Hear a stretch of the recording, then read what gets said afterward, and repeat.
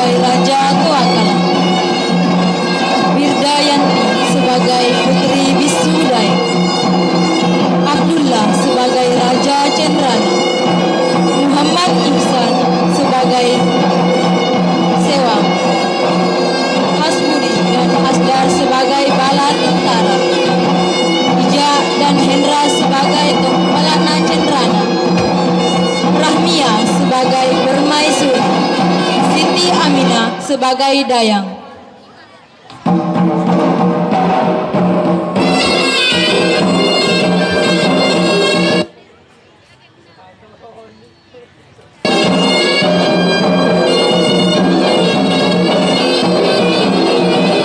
Tuakala dan Bisudaya merupakan sepenggal cerita yang berasal dari kerajaan Tuala yang letaknya di alam permandian Beti Meru yang sekarang dikenal sebagai Taman Wisata Alam Beti Meru di Desa Jene Taisa, Kecamatan Subang, Kabupaten Maros.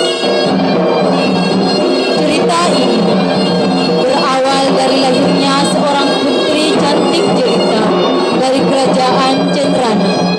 Putri itu bernama Bisudaya. Jangankan kaum lelaki pada zaman itu, binatang pun tertarik dan ingin berteman dengannya. Dan salah satu raja yang tertarik dengan kecantikan dan kelembutannya adalah Raja Tuakala yang merupakan raja dari kerajaan Tuala.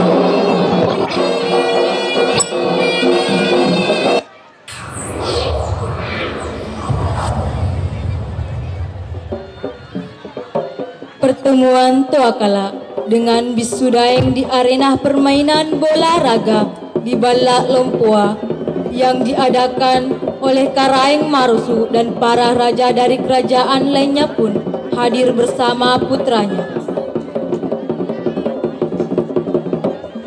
Ketika putra-putra raja tersebut mengadakan pertandingan permainan bola raga dan tiba-tiba Tuakala menjatuhkan bola raga tersebut ke pangkuan Bisudaya.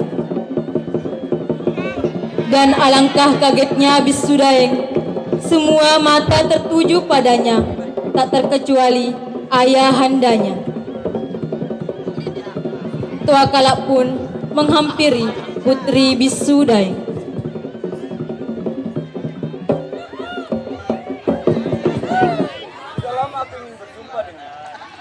Karena aku mendengar kabar tentang kecantikan dan kelemahan beliau. Dan inilah kesempatan itu. Aku tidak akan menyia-nyiakannya. Dan demi bukti cintaku padamu, terimalah selendang ini.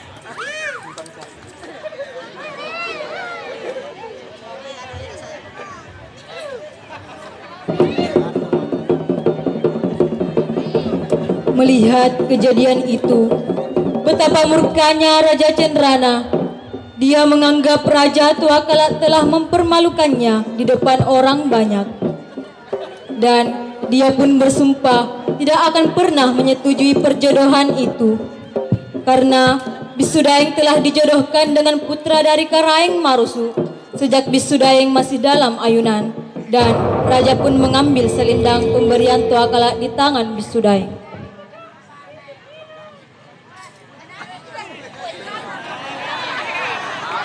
Berikan selendang ini ke putri yang lain.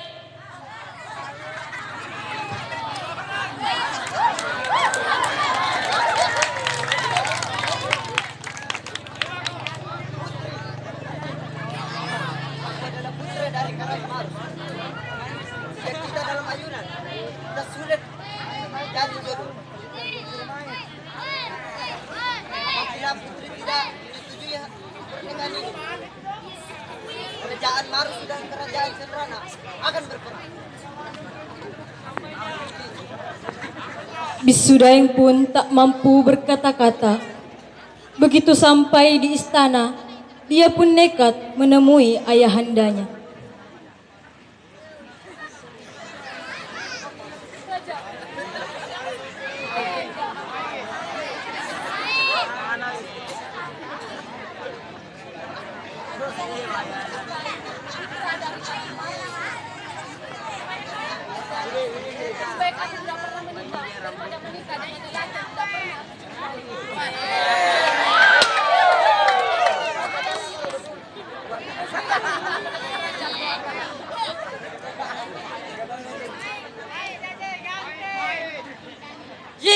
keadaan ini tidak terjadi, maka akan terjadi perang. Namun, jika itu keinginanmu, sampaikan kepada Ketua Kala.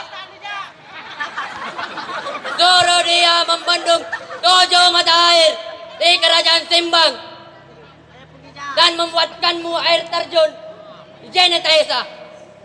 Jika dia mampu menyelesaikannya dalam semalam, maka aku akan menerimanya sebagai menantuku.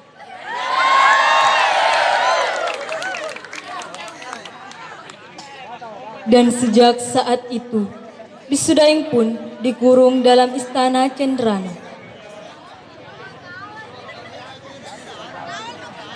Melihat semua itu, Permaisuri pun tak tahan hingga akhirnya dia pun jatuh pingsan.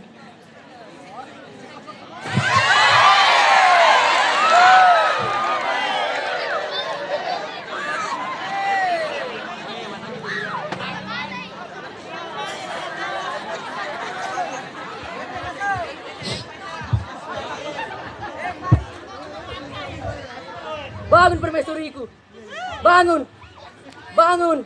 Sahur.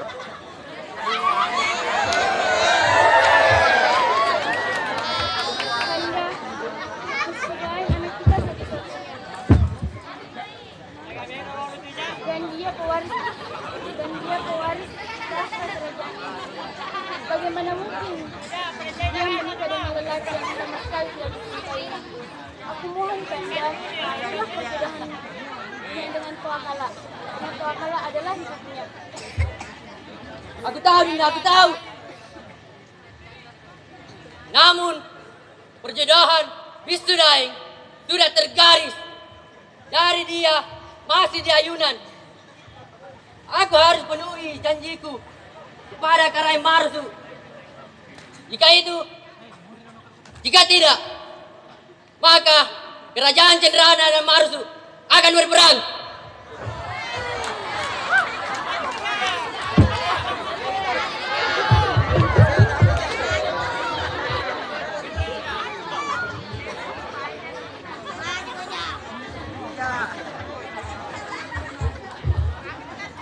Sayang, tolong beritahu Raja Tuakala bahwa jika perjodohan ini dilanjutkan, maka akan terjadi perang antara kerajaan Cendrana dan kerajaan Marsu.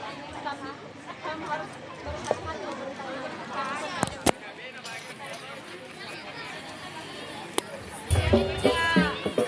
Raja.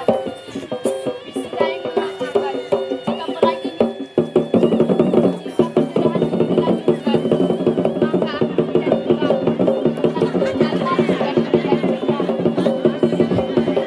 Baiklah, jika memang itu keputusan dari Raja Cendrana, aku akan menerimanya. Dan sampaikan salamku kepada Bisudaing. Sampai kapanpun, aku akan selalu tetap menunggunya.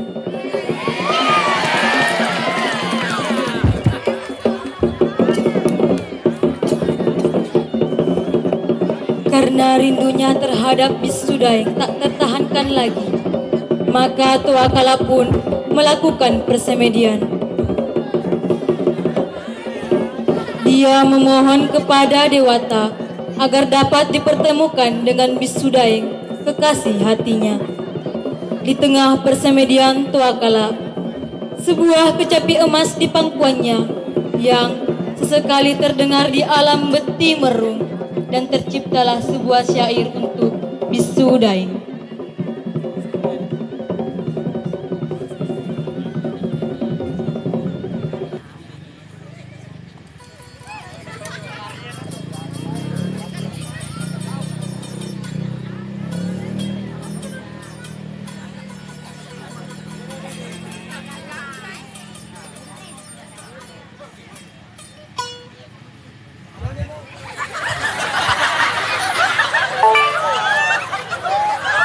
Andi, sudah 2 bulan purnama kita tak bertemu. Badanku gemetar hingga ke lubuk hatiku. Aku tidak akan membiarkan Karaeng mengurungmu di istana Cendrana.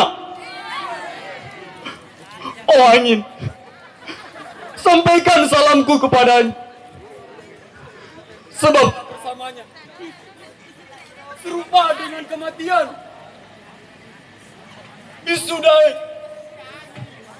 Bisu Daeng. Aku bersumpah boting langit, kutuklah aku menjadi kera putih jika takdirku tidak bisa mempersuntingnya.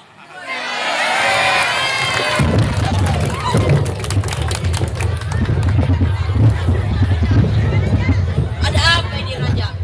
Mengapa langit menjadi hitam? Angin bertiup kencang.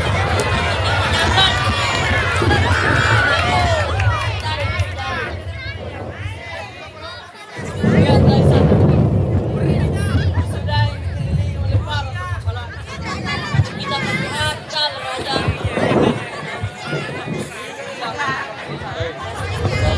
Disudahi. Wahai bala tentara aku, mari kita tinggalkan tempat ini. Oh lala.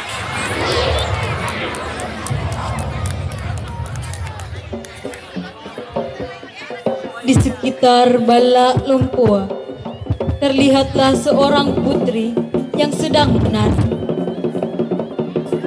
Putri itu bernama Bisudai dengan dayang-dayang.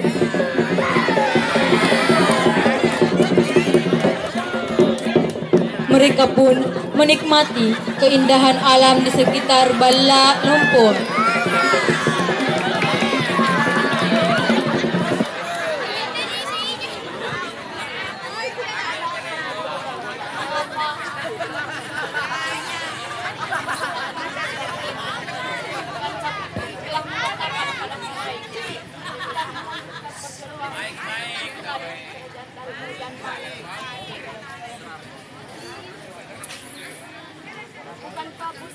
Raja Tua kalak maksudmu? Karaeng adalah ayah hendak, sementara Raja Tua kalak adalah hidupku. Seandainya saja perjodohan ini dilanjutkan, apa yang akan terjadi? Perang. Berarti jika perjodohan ini terjadi, maka akan terjadi perang antara kerajaan Marsu dan kerajaan Sentral. Dayang, mari kita tinggalkan tempat ini.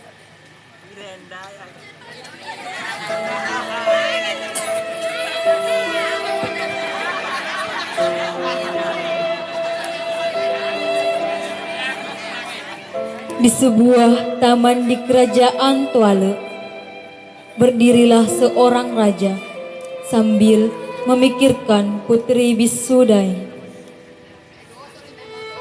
Dan tiba-tiba terdengarlah teriakan dari salah satu bala tentaranya.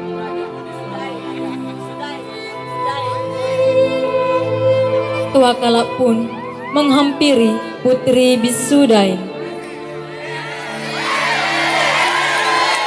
Putri, sekarang aku sudah siap berperang dengan Raja Cendrama dan Raja Marusu. Mulai saat ini, tidak ada yang bisa menghalangiku dan tidak ada yang bisa menghalangiku. Suasana pun menjadi sakral.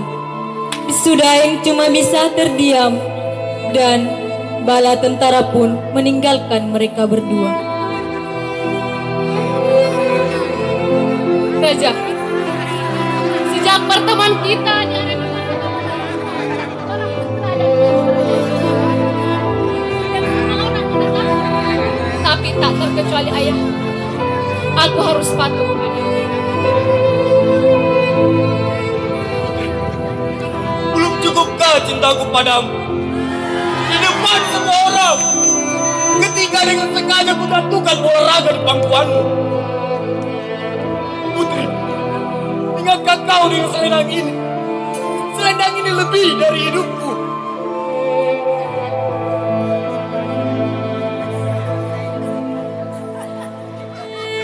Raja, jika itu memang keinginan untuk mempersuntingku sebagai istrimu, aku memiliki satu syarat. Apa itu? Apa? Jika kamu memang mau mempersuntingku sebagai istrimu, sebagaimana dan Malaysia, beruntung terima saya di kerajaan Simba dan bahkan aku berkata-kata. Apakah Raja sanggup? Putri, jangankan membunuhku di mata air, buatkan putri air terjun, berani semat pun akan kubuatkan demi putri. Aku hanya memberi waktu semalam sebelum matahari terbit. Air terjun itu harus selesai. Baiklah, akan kulaksanakan perintahmu.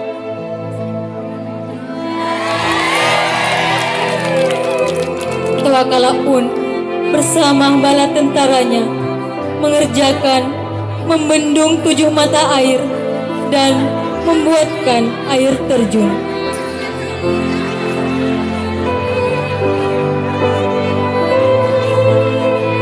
Tiba-tiba matahari pun terbit.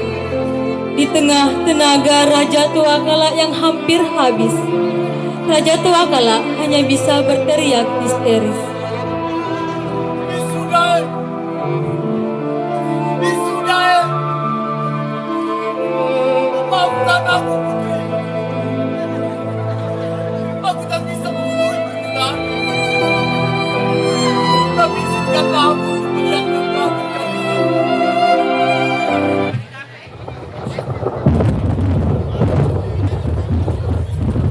Tiba-tiba langit menjadi hitam, angin bertiup kencang, petir menyambar ke belahan bumi, menyambut sumpah Raja Tuakala. Di sekujur tubuh Raja Tuakala ditumbuhi bulu-bulu putih sebagai pertanda bahwa kutukan diturunkan oleh sang dewata. Bisudaeng pun menghampiri Raja Tuakala.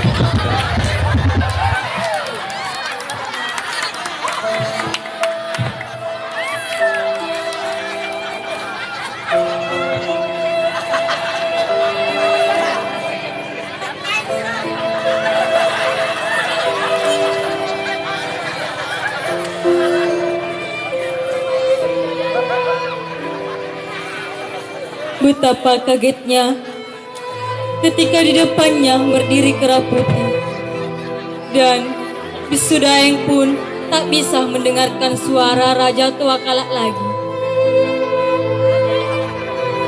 Kesunyian, keindahan, dan kesejukan alam Bantimurung seakan jadi saksi abadi kisah dari Raja Tuakala.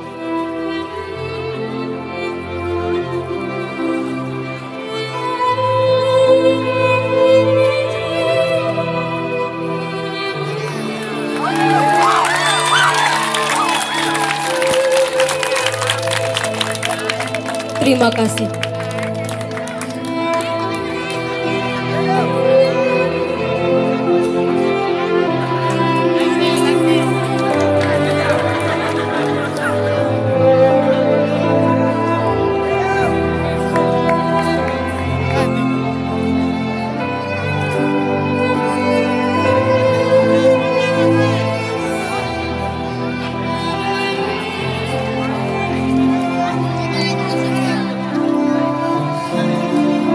Cek.